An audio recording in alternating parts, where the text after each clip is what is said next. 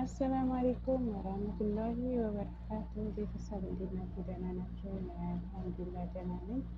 ተጠፋፍተናል እንግዲህ ስራ ቢዚ ሆኜ ነው የጠፋሁት እና ቤተሰብ ዛሬ ስለምን ጉዳይ ላወራችሁ ነው። እንደምታውቁት እንግዲህ ሌይላ ከሳውዲ አረቢያ ወደ ኢትዮጵያ ገብታለች ማለት ነው። አልሐምዱሊላህ ስለሁሉም ነገር እሱ ምን ይሳነዋል? ያልታሰበ ነገር ማለት የሚከብድ ሌሎች ከሷ በኋላ ስንቶች ሲያልፉ እሷ ግን በህይወት ተመልሳልናለች እና አልሐምዱሊላህ።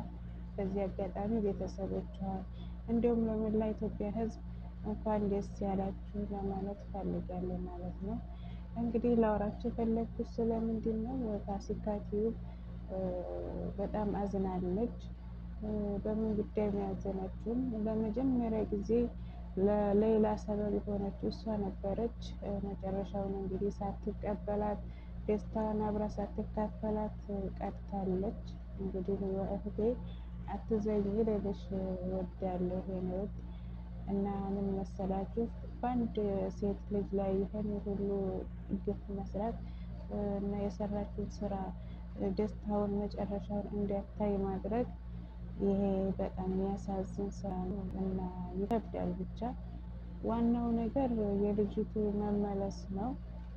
እንኳንም ደስ ያላችሁ ቤተሰብ።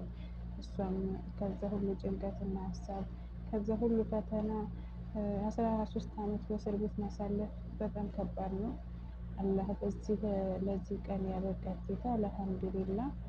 እና ውዶችዬም ልላችሁ ፈልጌ ነው በእንደዚህ አይነት ማለት ይከብዳል። በእንደዚህ መልኩ እሷን አግልለው መጨረሻውን ሳይነግሯት ሁሉ ነገር